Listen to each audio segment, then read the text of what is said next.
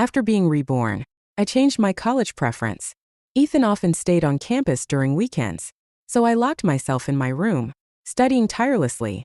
When he brought Emily back home, I moved out. When he decided to attend University B with Emily, I applied to University A instead.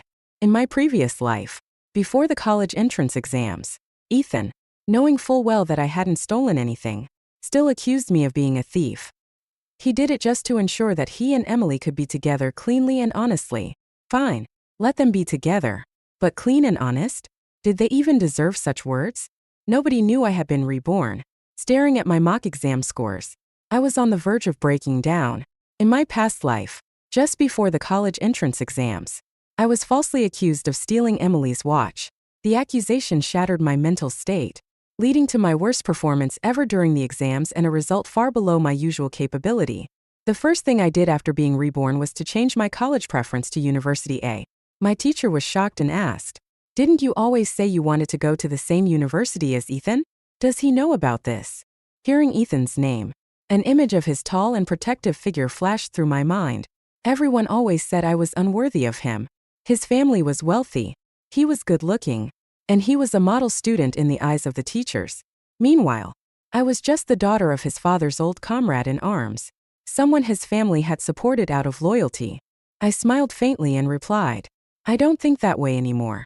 I feel University A suits me better now." In my previous life, my mock exam scores consistently surpassed University A's cutoff. But to follow Ethan, I foolishly changed my preference to University B. My sudden decision surprised my teacher, who patted my shoulder approvingly. In that past life, Ethan and Emily orchestrated the accusation against me, claiming I had stolen Emily's watch. Emily had pulled me aside in front of everyone, her face streaked with tears, demanding justice. "Claire, I know my family isn't wealthy, and you look down on me, but this watch was a gift from Ethan. I've been so careful with it. Please, I'm begging you, just return it to me," she said, her voice trembling. Her sobbing grew louder as she collapsed into Ethan's arms. Ethan glared at me and said, "Claire, when you were bullying Emily, did you ever think about your own background? Being poor isn't wrong, but letting poverty breed evil intentions is. Hand over the watch now, and we'll forget this ever happened." The crowd looked at me with disdain, mocking and enjoying the drama. I smiled bitterly. The boy who had once promised to protect me for a lifetime, how had he become like this? My chest felt as if a boulder were crushing it. My heart ached deeply. I hadn't stolen the watch, so how could I return it? They had no concrete evidence against me, so they couldn't do much at that moment. However, I never expected Ethan, who had always been kind to me, to lock me in a room under the pretext of teaching me a lesson while his parents were away. Emily had complained about our public argument, saying it embarrassed her. Ethan told me I had always been able to endure, so a little suffering wouldn't matter. Emily, being delicate, couldn't handle public gossip, he said. That night, the door remained locked. My nerves finally snapped. The next day was the college entrance exam. I pounded on the door and windows, screaming for help, but the only response was my own voice echoing in the vast, empty villa. In despair, I grabbed a glass from the desk and smashed it against the window without hesitation. The shards cut into my flesh, and the pain overwhelmed me. By the faint light of dawn, I sat there, shivering and cold. I endured the pain and somehow managed to complete the 3-day exam, but my mental state was in ruins. I performed worse than ever and ended up at a mediocre university. In the end, I died in a car accident orchestrated by Emily. I hated those two with every fiber of my being. But now, I had been given another chance. I was reborn 3 months before the college entrance exams. This time, I could change everything. Back at Ethan's house, I began packing my things. This villa was a wedding gift from Ethan's parents to him for when he got married. Olivia had always treated me well, but there was no longer any possibility for me and Ethan. The warmth I felt toward Olivia had to be buried deep in my heart. As I packed my belongings, I began drafting a new study plan. My gaze fell on the photograph of my dream university hanging on the wall. Hope filled my heart. As long as I stayed steady and performed well on the exams, I'd soon leave this place behind for good. That evening, I cooked dinner as usual. Ethan came back as expected, with Emily trailing behind him. "Claire," Emily chirped sweetly. "Ethan brought me over again for dinner. You don't mind, do you?" Emily was petite, her oval-shaped face framed by fair skin. She looked especially pure and delicate in her white school uniform. She made herself at home, squealing with delight at the sight of the dishes I had prepared. Without hesitation, she called out for Mrs. Smith, the housekeeper, to serve the food. She got a bowl of porridge. Ethan got one, and Mrs. Smith got one, but none for me. By the time I returned from the bathroom, the three of them were already seated at the table, chatting and laughing like a family. Emily took one bite and immediately spit it out. "I'm allergic to peanuts," she exclaimed, tears welling in her eyes. I leaned against the doorframe, watching Ethan pour her a bowl of soup. He didn't realize until too late that it also had a peanut base. Emily left the house crying, muttering to Ethan as she went, "Claire probably doesn't like me. I won't come back anymore." Ethan escorted her to the door and returned, frowning. I ignored him and sat down to eat. "You did that on purpose," he said, his voice tinged with confusion. Then, as if trying to justify himself, he added, "Emily's family is struggling. I bring her here to have a good meal, just like my family did for you all those years." I didn't reply. Ethan sighed and shook his head, as if conceding defeat. "If you don't like her, I'll take her to a restaurant next time." A week later, Ethan stayed on campus to tutor Emily. Meanwhile, I carried a thick stack of practice exams to the library. In the past, Ethan would stay home and study with me. I'd patiently guide him through each problem. But now, he was focused on helping his new flame prepare for their shared future at University B. As I packed my books, I came across certificates of achievement Ethan and I had earned over the years. I couldn't help but wonder, would he be able to maintain his grades while using study sessions as an excuse for their dates? I decided to take my own certificates, my hard-earned accomplishments, and pack them into my bag. These honors were mine alone, earned through my effort, not thanks to Ethan or his family. I bundled them up and left the villa for the old apartment building where I had grown up. It was far out in the suburbs, but it carried the memories of my childhood. I carefully cleaned my father's military plaque, the one he had received posthumously for his bravery. "Dad," I whispered, "I promise I'll do whatever it takes to achieve my goals." With just over 2 months left until the exams, I could already see freedom on the horizon. After that, I would leave Ethan's family behind forever. Ethan came home late that night. The dinner I had prepared sat untouched. "I ate at school," he explained casually, but the faint scent of gardenias on him told me otherwise. He had eaten with Emily. He probably knew it wouldn't go over well to bring her back, so they ate out before he returned. I silently motioned for Mrs. Smith to clear the dishes and went to my room. The only belongings left in the room were some seasonal clothes and study materials. I packed the clothes into my suitcase, leaving the rest for later. Once Ethan went out on one of his dates next week, I packed the rest of my things. Since I was determined to build a better future, I devoted all my time to studying, while others wasted their days flirting and chatting. I poured every ounce of energy into my review sessions. I was deep into my work when a knock came at the door. I knew it was Ethan. My father had saved his father's life on the battlefield, sacrificing his own in the process. Because of this, Ethan always treated me with a level of respect. He would never enter my room without my permission. "What is it?" I asked, not wanting him to see that I was packing. He hesitated before saying, "The engagement banquet is being prepared. How about the third day after the exams?"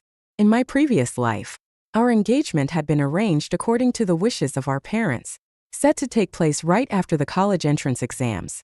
I glanced at my suitcase and replied indifferently, "There's no rush. Let's talk once Olivia gets back." Ethan stood silently outside my door for a long moment before finally walking away. I finally heard Ethan's footsteps fade away, and I let out a breath I hadn't realized I was holding. Resting my head on the desk, I felt a sense of relief. Given Ethan's age, Olivia usually trusted his judgment more. Since I had lost both my parents as a child, Olivia took me in because of the marriage pact our parents had made. To outsiders, I was already considered a part of Ethan's family, and the engagement was just a formality. Besides, Ethan was good-looking, excelled in his studies, and treated me well. It was no secret that my heart had always been his. Everyone could see it. I owed the Johnson family for raising me all these years, but I had paid them back in full, teaching Ethan tirelessly, even in my previous life when he falsely accused me and locked me in a room, ruining my future. That was enough repayment. In this life, I owed them nothing. I was determined to walk my own path. That weekend, to my surprise, Ethan didn't stay on campus. He even brought breakfast. My favorite ate treasure porridge and fried dough sticks. It was something he hadn't done in ages. I scrolled through vocabulary words on my phone as I silently sat down at the table. The only sounds were the occasional clinks of utensils against bowls. "I'll stay home with you to study today," Ethan suddenly said, breaking the silence. I looked at him in surprise and instinctively shook my head. "Don't you want me to keep you company?" he asked, frowning slightly. "You'll just be cooped up in your room all weekend." I was about to find an excuse to decline when the doorbell rang. Emily's voice came through the intercom. "Ethan," she called cheerfully. She stood at the door, holding 2 breakfasts in her hands. As soon as the door opened, she tilted her head up and smiled at Ethan, effectively blocking my view of him. "Why are you here?" "I told you to wait for me," Ethan said, moving slightly to shield her from my gaze. Emily peeked out cautiously from behind his chest. "Sorry, Claire," she said softly. "I was worried he might skip breakfast, so I came to find him." I stared at her face, so innocent and pure, just like in my previous life. No matter what she said, it could always stir Ethan's protective instincts. When Ethan heard that she had been willing to go hungry just to wait for him, he naturally followed her out in a hurry, abandoning his earlier promise to stay. So much for keeping me company. He had planned to meet her all along. I scoffed to myself. At least I didn't have to worry about making up an excuse to pack my things and leave. I pulled out my phone and checked my moving checklist. Wasting no time, I dragged my previously packed clothes and belongings out of the house and called a moving service to take them to my new apartment. Once everything arrived, I organized my things and smiled at the photos of the modest place. "Dad," I whispered, "your daughter can live just fine on her own, without relying on anyone." I spent the entire day at home studying and only returned to Ethan's house in the evening. The intense pace of exam preparation made the days fly by. Late at night, under the glow of streetlights, it was always my shadow bent over books, chasing knowledge. On Friday evening, Olivia and her husband, Mr. Johnson, returned from a business trip. They sat quietly on the living room sofa for a long time before letting out a deep sigh. "Claire," Olivia began earnestly, "he's just close with another classmate, but you and Ethan have been betrothed since childhood. If he dares not marry you, I'll make sure he regrets it. Your parents trusted us to take care of you before they passed away. Besides, your father saved our family. You don't have to worry about anything." When I didn't respond, they exchanged a glance before shaking their heads in exasperation. "You're so stubborn," Olivia finally said with a sigh. "Fine. We'll cancel the engagement banquet." I listened silently as Olivia made the call to cancel the banquet. She informed the event company to withdraw the reservation and refund the deposit. Just like that, the engagement banquet, still in its planning stages, was gone. Letting out a small sigh of relief, I stood up and bowed deeply to both of them. I knew they meant well. By all accounts, Ethan was the model student in everyone's eyes, the perfect son. Even his own parents couldn't understand why I was so insistent on canceling the engagement. But I couldn't explain. I couldn't tell them that in my past life, I was betrayed by those closest to me, stumbled during the college entrance exams, had my entire life turned upside down, and ultimately died in a car accident orchestrated by jealousy and malice.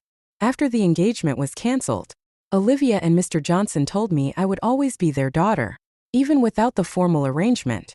I didn't tell them that I planned to leave their family after the exams. For now, I stayed, determined to accompany them through the next 2 months. In the days leading up to the exams, Olivia insisted on driving me to school. As she held my hand tightly, her voice trembled with emotion, urging me to study hard and promising to visit me often. When I unpacked my things at school, I discovered she had slipped a thick wad of cash into my bag. Tears streamed down my face. Olivia must have noticed that my room was slowly being emptied, but she chose not to confront me. Instead, she let me carry out my plans, respecting my decisions like a quiet guardian. I opened my suitcase to retrieve some clothes when I suddenly heard Ethan's voice at the door. "Is Emily still upset?" I turned to see Ethan standing there, his face visibly startled when he realized it was me. "Claire, what are you doing here?" he asked, flustered. I gestured toward the room next door. "Your room is over there." That moment, the door to the neighboring room opened, and Emily peeked out.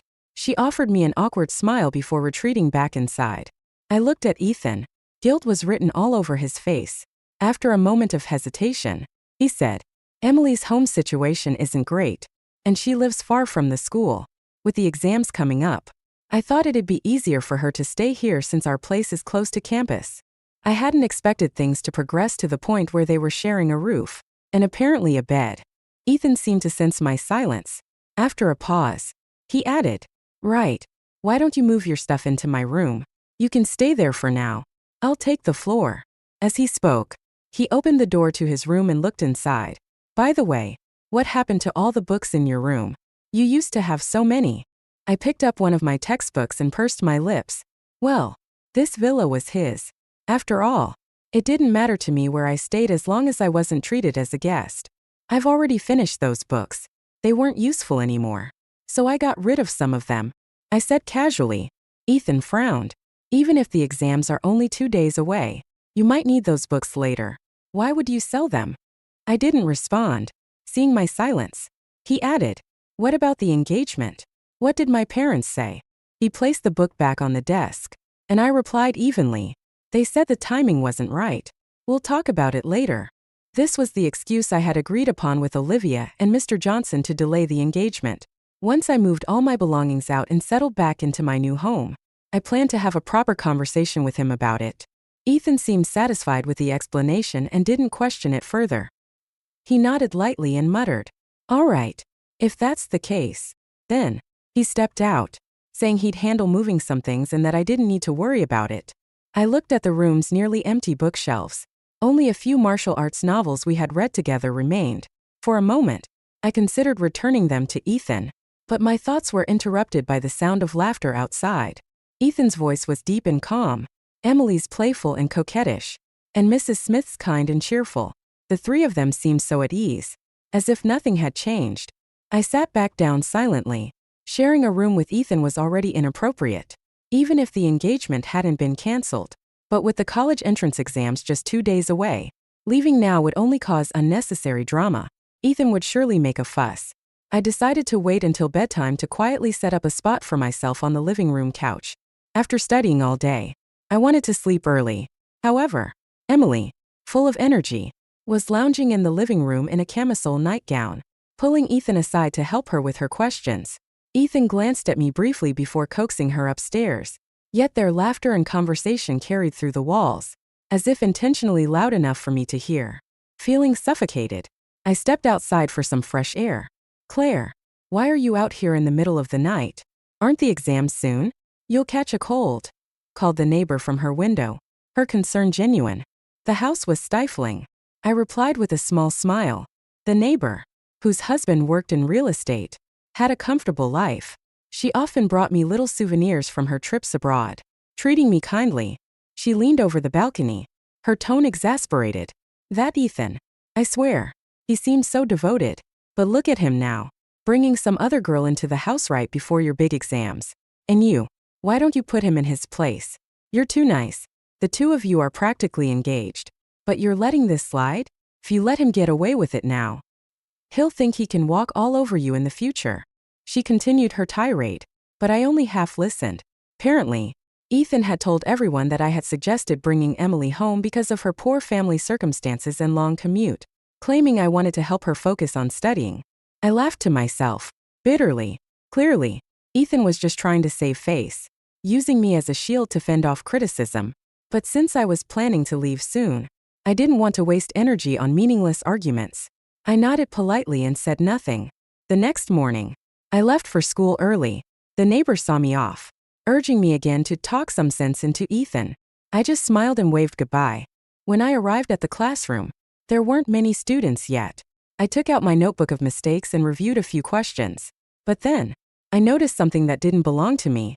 A shiny, conspicuous watch placed in plain sight. Pushing my books to the corner of the desk. Ah, Ethan, my watch is gone. Emily's panicked voice rang out as she frantically searched her bag, her eyes glistening with unshed tears. That watch was worth nearly $10,000. I held the watch in my hand, intending to return it, but the moment Emily saw it, a glint flashed in her eyes. She suddenly lunged toward me, slapping my hand hard. The watch flew out and landed on the floor with a clatter, drawing everyone's attention. The murmurs began immediately. Isn't Claire the one raised by Ethan's family? How could she steal someone else's things? Even if she dreams of marrying rich, a dog's nature can't change. Emily's voice, soft and tearful, chimed in. Ethan, there must be some misunderstanding. Claire must have her reasons. Her tone was so innocent, so considerate, just as I remembered from my past life. She always appeared harmless, but her words twisted the truth and planted doubt in others' minds. Ethan frowned deeply. Claire, do you know that stealing is a crime?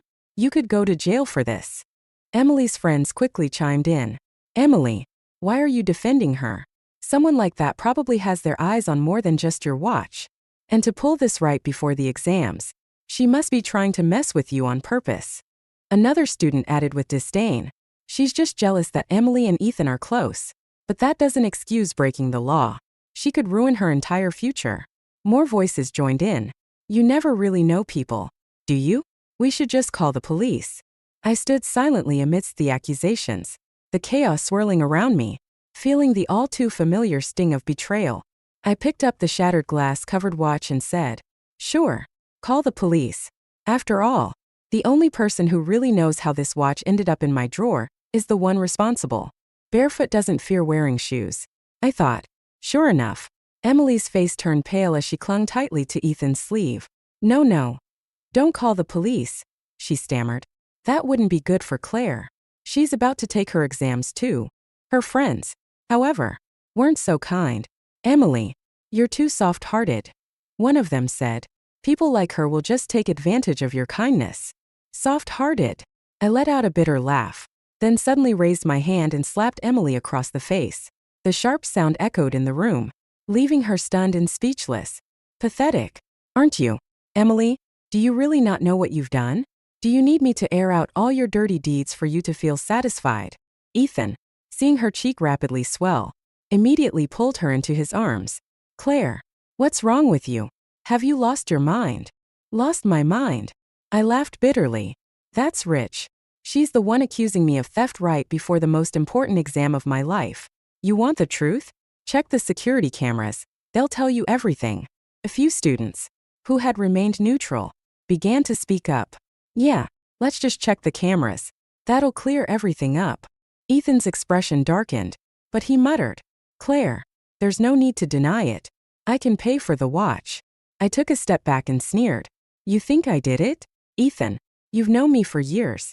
Do you really believe I'm that kind of person? He hesitated, his fingers twitching slightly as if reconsidering his assumptions. But then, the notice came back. The security cameras had conveniently been out of order. I had no way to prove my innocence, and the watch ended up being handed over to the principal. The teacher, aware of the watch's high value, called me into the office. Ethan suddenly appeared and declared, Emily said she won't press charges. The Johnson family's wealth and influence were undeniable. Even the principal couldn't ignore Ethan's words. The teacher looked troubled but had no choice but to return the watch. Emily, of course, put on another performance, crying dramatically for over an hour while Ethan comforted her. He seemed entirely absorbed in her tears, paying no attention to anyone else. Later that evening, Ethan came to find me. Claire, he began, his tone suggesting he wanted to argue. I sat down, waiting for him to speak. He hesitated, his face stiff and uncomfortable. I'll sleep on the couch tonight, he finally said. I stayed silent. He paused again, clearly unable to hold back what he really wanted to say. Emily is upset, he continued.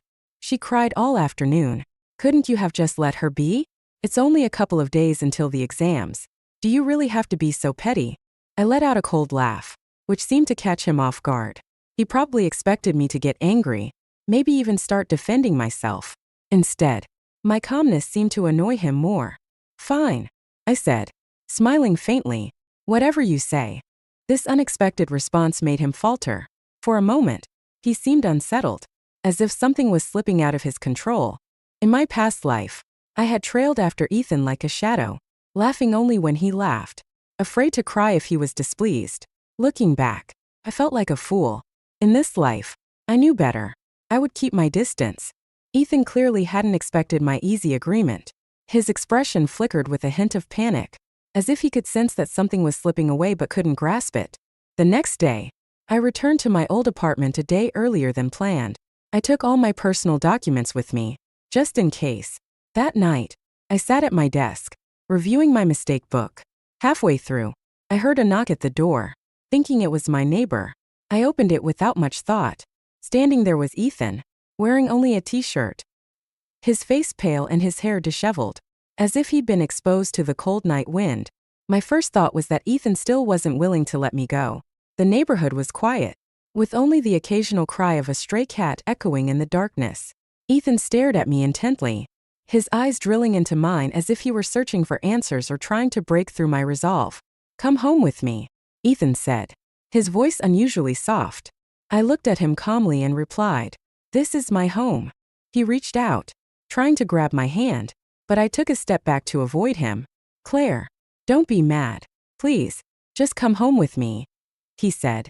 Ethan lifted one foot, as if about to step inside and help me with something, but I quickly pushed the door half closed. His gaze landed on the items sitting on the edge of my living room table, and his expression immediately shifted. "What are those?" I froze for a moment. They were the things I had packed up and brought back from the Johnsons' house. Old books I planned to sell. Ethan's face grew tense, his expression a mix of confusion and anger. "You've kept them in such good condition. You've always been careful with your belongings," he muttered, as if talking to himself. I sighed, but my grip on the door handle remained firm. Ethan frowned.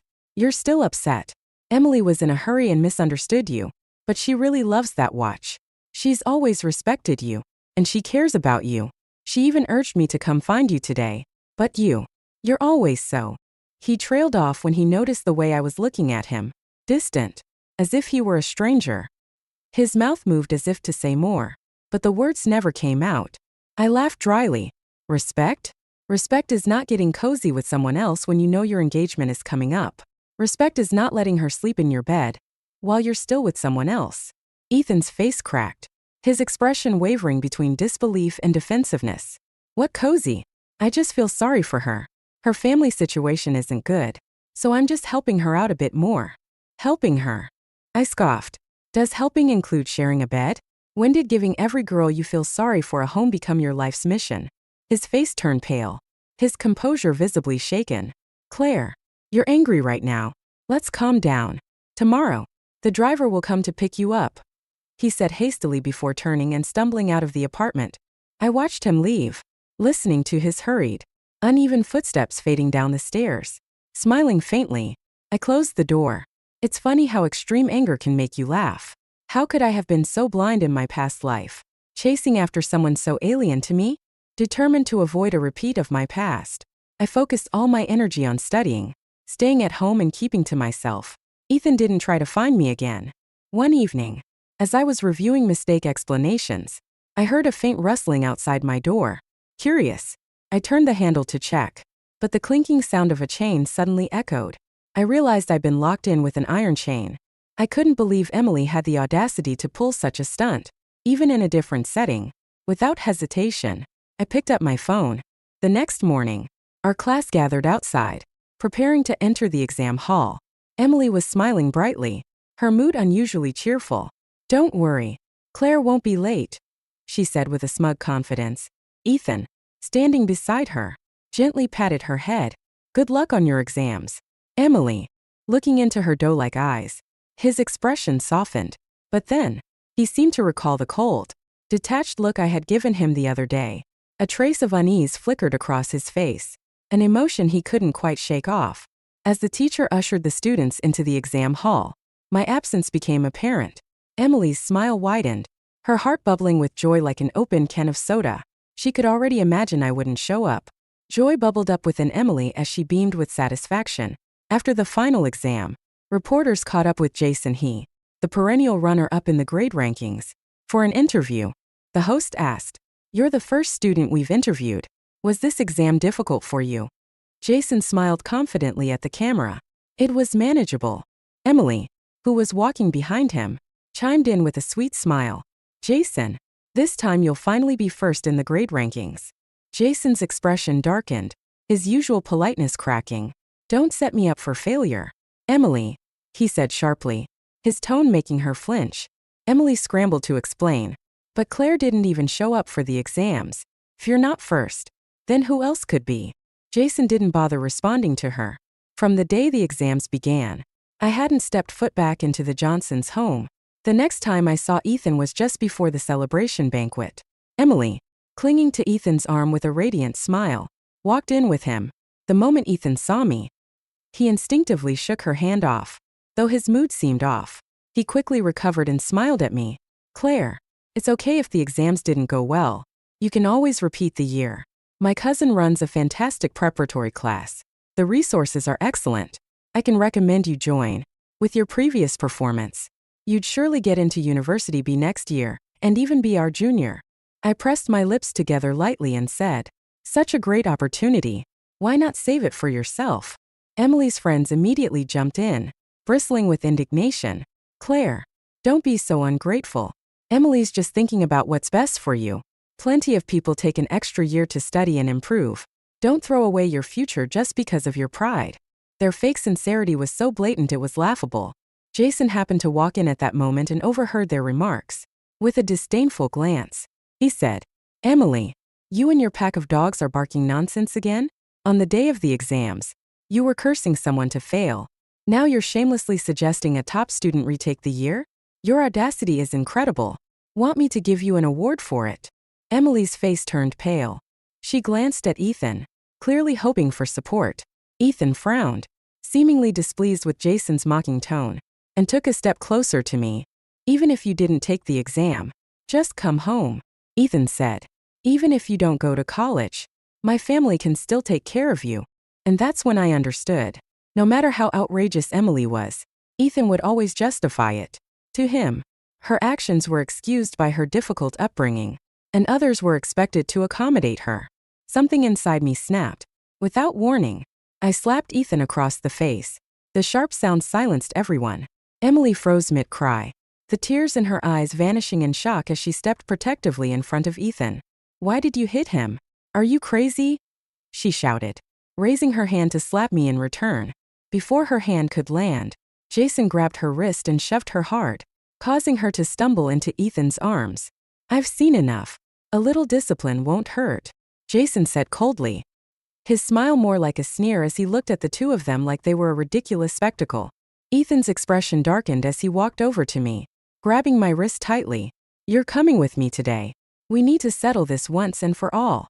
Pain shot through my arm, and I stumbled forward, nearly crashing into him. I instinctively prepared to kick him, but Jason was quicker. His fist connected with Ethan's jaw, sending him stumbling backward. Jason stepped protectively in front of me, shielding me with his arm. Are you blind? If she doesn't want to go with you, then back off. Go to the hospital and get your eyes checked, Jason said, his voice calm but laced with warning. Ethan clutched his reddened jaw, his face a mix of anger and frustration. His glare bore into me as if trying to suppress the storm brewing inside him. Emily quickly jumped in to diffuse the tension. Ethan, don't fight over someone like her. It's not worth it, she said, desperately tugging at his arm. Few classmates, having arrived early, began to notice the commotion and turned to watch. Ethan's expression shifted multiple times, his chest rising and falling with restrained emotions. Finally, he turned to me and said in a low, deliberate voice, Claire, I'm so disappointed in you, I said to Ethan. After everyone left, I stood there for a moment, calming my emotions. Jason looked at me, a trace of concern on his face. I shook my head. It's just that I didn't get the chance to kick him earlier. You beat me to it. Such a shame. Jason fell silent for a moment, then burst into hearty laughter. You. Haha. I really didn't expect that. I didn't attend the celebration banquet in the end. Jason, noticing my reluctance to deal with Ethan and Emily, suggested we go to the riverside to watch the fireworks instead. Parents celebrating the end of exams had bought fireworks, and we spent 3 hours watching the colorful bursts light up the cold night sky. As the final pieces fell, glittering and fading, the night grew quiet. Jason turned to me, his profile sharp in the dim light, and leaned down to whisper near my ear. Why not consider someone else for a change? I stayed silent, pretending not to hear. Right now, my plans for the future didn't include love. My heart was void of men. I believed I needed solitude to grow stronger. The day the results were released, Gossip spread like wildfire among the students. Emily had been taken away by the police right after checking her scores. Pictures of her being escorted into a police car flooded every group chat. At the same time, news of my being ranked first in the grade spread just as quickly. Some classmates from my exam hall came forward. "I told you. I saw someone sitting in her seat. You all insisted she didn't take the test." "Yeah, I saw her too." Another chimed in. "She took the test and even got into University A. I feel so proud to say I'm in the same class as Claire. It's a dream come true." The tide of public opinion shifted rapidly. Videos of Emily boasting to the host about Jason becoming the top-ranked student resurfaced and were now ridiculed online. The backlash was swift and merciless. After being bailed out by Ethan's family money, Emily discovered the tables had turned completely in my favor. Pale with rage, she fainted upon seeing a screenshot of my top-ranking scores and had to be hospitalized. On the eve of the exams, Emily had locked me in my old apartment building under the guise of trying to convince me. She had manipulated Ethan into giving her my address, all to disrupt my focus. I hadn't made a scene about it then. Instead, I quietly filmed her from the window, ensuring I had proof. I waited for this moment, when she would soar to imagined heights, only to plummet back down to reality. In this second chance at life, I couldn't let her actions go unpunished. Once in college, I juggled part-time work with my studies, consistently ranking at the top of my class. I occasionally heard rumors about Emily and Ethan breaking up. Apparently, during a conversation with her friends, Emily had accidentally let slip details about the watch and locking me in the room. Ethan overheard everything. He had been shocked. His perception of Emily completely shattered. He confronted her, demanding to know why she had pretended to be innocent all these years while blaming everything on me. For years, he had believed I was petty and mean-spirited, a bully. The stark contrast between what he had thought and the truth made him question his own judgment. By the time Ethan realized he had been wrong about everything, it was winter. Emily cried and begged him for 2 months, but all she got in return was a large breakup settlement and a curt, "Don't let me see you again." That was Ethan, always so self-centered, placing himself above everyone else.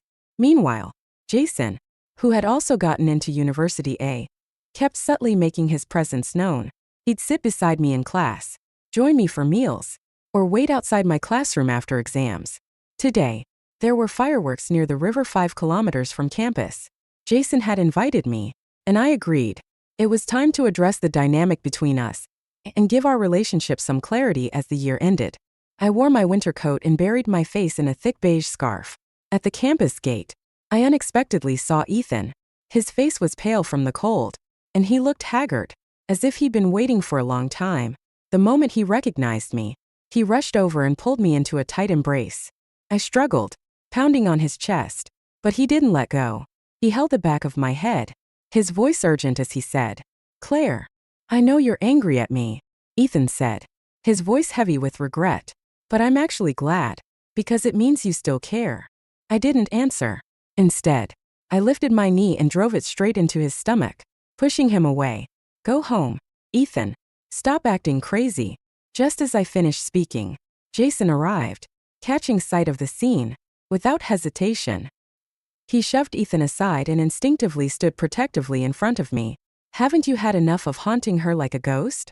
Jason snapped. Ethan's expression darkened as his anger flared. Seeing Jason reminded him of the scene before the celebration banquet, and the memory only fueled his rage. "Jason," Ethan growled, "are you coveting what's mine?" He raised his fist as if to strike. I stepped forward and cut him off before he could go any further.